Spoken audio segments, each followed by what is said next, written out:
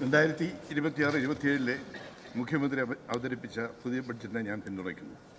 ഈ ബഡ്ജറ്റ് വെറും വരവും ചെലവും കണക്കാക്കുന്ന സാമ്പത്തിക രേഖ മാത്രമല്ല, കേരളത്തിൻ്റെ ഭാവി വികസനത്തിലുള്ള ഒരു ദിശാസൂചികയാണ്.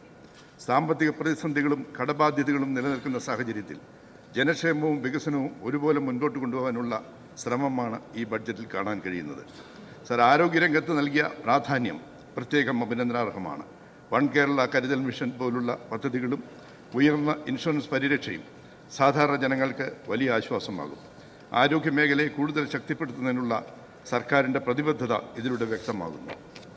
സർ, എൻ്റെ നിയോജകമണ്ഡലമായ പാലായിലെ ടൂറിസ്റ്റ് ഡെസ്റ്റിനേഷനായ ഇലവീഴ പൂഞ്ചിറയിലേക്ക് പോകുന്ന പാലാ മേലുകാവ് റോഡ് BM&BC ലെവലിൽ ചെയ്തതാണ്.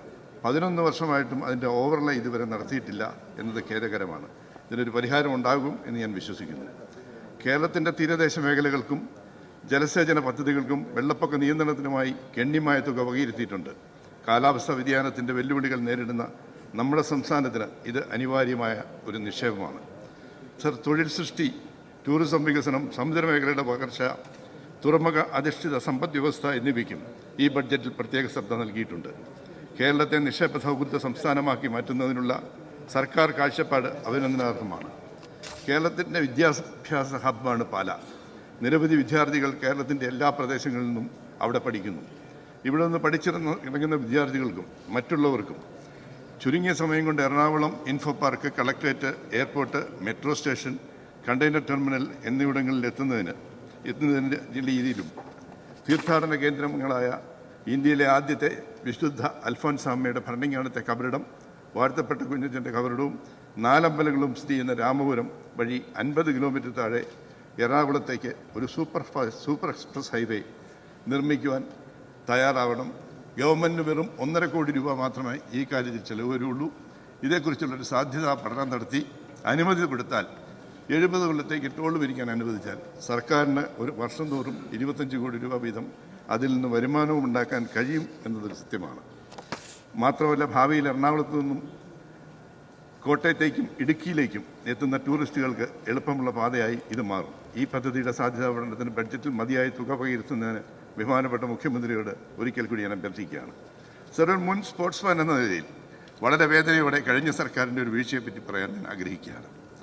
ഭിന്നശേഷി സൗഹൃദ സർക്കാർ എന്ന് വീമ്പിളക്കിയിരുന്ന ആ സർക്കാർ കേരളത്തിൽ നിന്നും സ്പെഷ്യൽ ഒളിമ്പിക്സിന് ജർമ്മനിക്ക് പോയ 12ഓളം കുട്ടികളിൽ 8 കുട്ടികൾക്ക് സമ്മാനം ലഭിച്ചു. 1ാം സമ്മാനവും 2ാം സമ്മാനവും 3ാം സമ്മാനം ലഭിച്ച കുട്ടികൾക്ക് ബഹുമാനപ്പെട്ട മുഖ്യമന്ത്രിയോടും ധനകാര്യമന്ത്രിയോടും സ്പോർട്സ് മന്ത്രിയോടും ഞാൻ അഭ്യർത്ഥിച്ചു, ഒരു 10 ലക്ഷവും 5 ലക്ഷവും 3 ലക്ഷവും വെച്ച് കൊടുക്കാൻ. എല്ലാം കൂടെ കൂടി വന്നാൽ 50 ലക്ഷം രൂപയിൽ കൂടുതൽ ചിലവ് വരില്ല.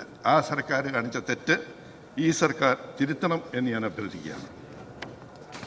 പാലാ കായിക താരങ്ങളുടെ നാടാണ്.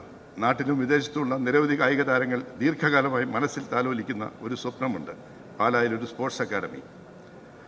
ഇതിലേക്ക് ആവശ്യമായ ഒരു 25 ഏക്കർ സ്ഥലം വാങ്ങി ഗവൺമെൻറ് കൊടുത്താൽ അതിൻ്റെ എല്ലാ ചെലവുകളും വഹിക്കാൻ ഉള്ള പണം പ്രവാസികളായ USA, യൂറോപ്പ്, കാനഡ, ഗൾഫ് മുതലായ മേഖലകളിൽ ഉള്ള ആളുകൾ മുടക്കാൻ തയ്യാറാണ്. അതുപോലെ തന്നെ പാലായിൽ ഒരു കോൾഡ് സ്റ്റോറേജും ഫുഡ് പാർക്കും സ്ഥാപിക്കുന്ന കാര്യം പലപ്പോഴും ഞാൻ അങ്ങോട്ട് പറഞ്ഞിട്ടുള്ളതാണ്. ഇതിന് വരുന്ന ചിലവ് വെള്ളവും വെളിച്ചവും റോഡും കൊടുത്തു കഴിഞ്ഞാൽ ആ സ്ഥലം കൊടുക്കുന്നതിൽ നിന്നും ഈ പണം മുതലാക്കാവുന്നതാണ് ഗവൺമെൻറ്റിൻ്റെ ഇൻവെസ്റ്റ്മെൻറ്റ്.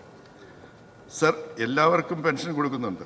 സന്യസ്തർക്ക് കൂടി ആ പെൻഷൻ കൊടുക്കാൻ തയ്യാറാവണം എന്ന് ഞാൻ അഭ്യർത്ഥിക്കുന്നു.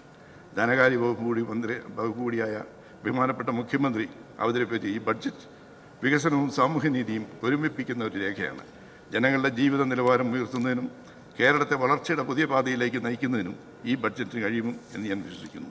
പരിഷ്കരിച്ച ഈ ബഡ്ജറ്റിനെ ഞാൻ പൂർണ്ണമായും പിന്തുണയ്ക്കുന്നു.